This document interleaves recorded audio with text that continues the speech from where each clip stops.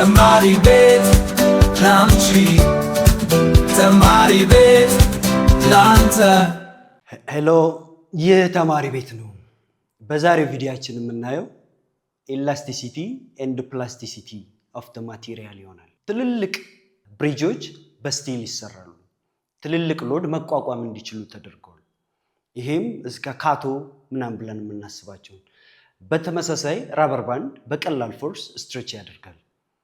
ስለዚህ ኢን ዲቴል በኢላስቲሲቲ ኤንድ ፕላስቲሲቲ ኦፍ ዘ ማቴሪያል ኦር ፕላስቲክ ኤንድ ኢላስቲክ ማቴሪያል ላይ እናያለን። What is elasticity and what is plasticity? Elasticity is the property of elastic material. Plasticity means the property of plastic material. So what's plastic material and what is elastic material is? Plastic material, that's the material when the force applied, as usual, there is a deformation. So when we remove an applied force, it can't restore its original shape. This is a plastic material. If it is elastic, when we are applying a force, there is a deformation because the cause of deformation is the force. The material will be deformed or extended. But when we remove an applied force, that returns back to its original shape. Always to satisfy the elastic material, there should be a law, that is Hooke's law. The material that obey Hooke's law that satisfy the elasticity of the material. And then there is a stress and the strain. The stress is the force before passing through, or the stress and the strain. Let's give one example for plastic material and elastic material.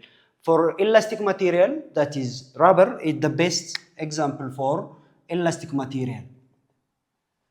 Rubber. Band is our practical and best example. For plastic material, that is clay. It is possible to take as a clay an example, because when we heat a clay, that is permanently deformed and it can't restore its original shape. Before this one, why elastic material restore its original shape? It should be the basic idea. Here it is. You know, force of restoring. Force of restoring and an applied force always acting in different direction. That's why we are taking as action in reaction. If there is a force, there should be a deformation because force is the cause of deformation. And restoring, because of force of restoring, all elastic material that trying to restore its original shape. ኦሪጂናል ሼፓቸውን እንዲያገኙ የሚያስችላቸው ኢላስቲክ ማቴሪያሎች ፎርስ ኦፍ ሪስቶሪንግ ነው። ሶ ዋት Hooke's law state that force is equal to kx. X is an extension and F is an applied force. The cause of deformation. But K is the property of the material. That is K, which is equal to force over X. That is, what is K and what its measure? A spring constant, basically known as a spring constant or elastic modulus. What it measures? The stiffness of the material. If let's take as a spring, because of the compression, the material that use a spring. Let's take two different cars that use a spring. Maybe Sinotrack that is used as a suspension for a spring. But የሲኖትራክን ሰስፔንሽን በቀላሉ ግን በእኛ እጅ ኮምፕረስ ማድረግ አንችልም። እስክሪፕቷችን ውስጥ የምንጠቀመው ስፕሪንግ አለ። እሷን ደግሞ በቀላሉ ምን ማድረግ እንችላለን? ኮምፕረስ ማድረግ እንችላለን። ምክንያቱም ስፕሪንግ ኮንስታንቱ የሲኖትራክ ሰስፔንሽን እና እኛ እስክሪፕቶ ውስጥ ያለችው ሰስፔንሽን የተለያየ ስለሆነ ይችኛው በቀላሉ ትንሽ ፎርስ ነው የሚያስፈልጋት፣ ኮምፕረስ ታደርጋለች። ያኛው ግን ትልቅ ፎርስ ነው የሚያስፈልገው፣ ትልቅ ኢላስቲክ ሞዱለስ አለው ወይም ደግሞ ስፕሪንግ ኮንስታንት አለው ማለት ነው። ቢኮዝ ኦፍ ዳት ትልቅ ፎርስ የሚፈልገው ለዛ ነው። ስለዚህ አሁን ሌትስ ሲ ዋት ኢዝ ስትረስ ኤንድ ዋት ኢዝ ስትሬን። ስትረስ ስንል ምን ማለት ነው? ስትሬን ስንልስ ምን ማለት ነው? ስትረስ as it look like that of an applied force. strain, it seems like an extension for spring.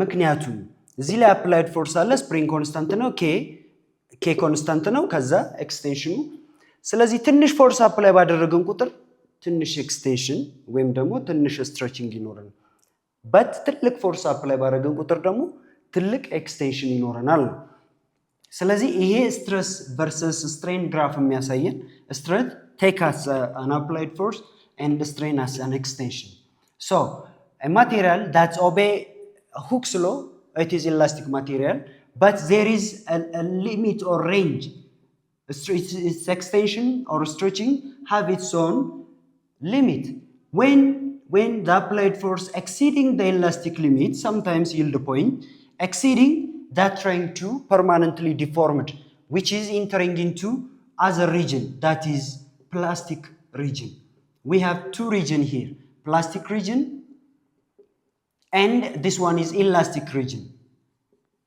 elastic region mean the existence of elasticity of the material up to reaching the elastic limit that the material trying to restore if the applied force is removed but without removing the applied force and reaching the elastic limit or exceeding from that point the material will be permanently deformed and entering into the plastic region ወደ plastic region ውስጥ ይገባል ቀደም ኢላስቲክ የነበረው ማቴሪያል እስከ መጨረሻው ምን ይሆናል ማለት ነው ወደ ፕላስቲክ ሪጅን ውስጥ ይገባል ይሄ አንዳንዴ ስፕሪንጎችን ዝም ብለን ጎትተን ብንይዛቸው ምን ይሆናሉ መጀመሪያ ሪስቶር የሚያደርጉ የነበረው ኮምፕረስ ኦር ስትሬች የሚያደርጉ የነበረው ምን ሆነው ይቀራሉ ገመድ ወይም ደግሞ ስትሪንግ ሆነው ይቀራሉ ስለዚህ አዳት ኢንስታንት ከኢላስቲክ ሊሚታቸው አልፈው ምን ውስጥ ገቡ ማለት ነው ፕላስቲክ ሪጅን ውስጥ ገቡ ከዛም በላይ ፎርስ ብናደርግባቸው ደግሞ ይበጠሳሉ that point is fracture point ይባላል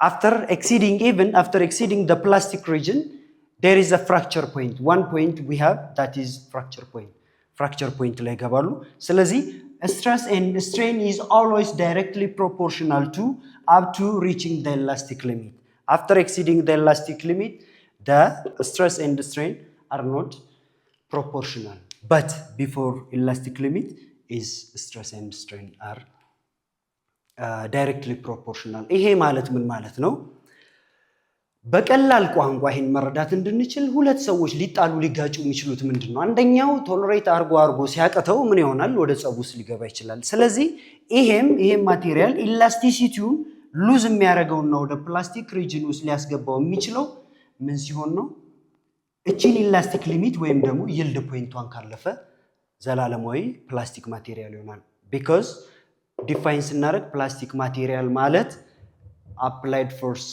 ብናነሳውም ዲፎርም ያደረገውን ፎርስ ብናነሳውም ሪስቶር ማድረግ የማይችል ከሆነ ፕላስቲክ ማቴሪያል ይባላል ሪጅኑ ፕላስቲክ ሪጅን ይባላል ኢላስቲክ ማቴሪያል applied force-ን ሪሙቭ ስናደርግ because of force of restoring ወደ መጀመሪያው ሼፓቸው መመለስ የሚችሉ ከሆነ in terms of region up to እስከ elastic limit ያለው region ደግሞ plastic region elastic limit ማለት የመጨረሻው ፖይንት ማለት ነው እሷን ፖይንት አለፈ ማለት ምን ይሆናል ሊሚት the word limit by itself elastic limit elasticity ሊሚት የሚያደርግበት ቦታ ማለት ነው ከዛ በላይ ከሄደ ምን መሆን አይችልም ሪስቶር ማድረግ የማይችልበት region ይሆናል ተማሪዎች ከዚህ ቪዲዮ የተለየ ነገር እንዳገኛችሁ ተስፋ አድርጋለሁ ሐሳብ አስተያየት ካላችሁ የተማሪ ቤት የፌስቡክ የቴሌግራም የቲክቶክ እና የዩቲዩብ ቻናሎች ላይ ሐሳብ አስተያየታችሁን አስቀምጡ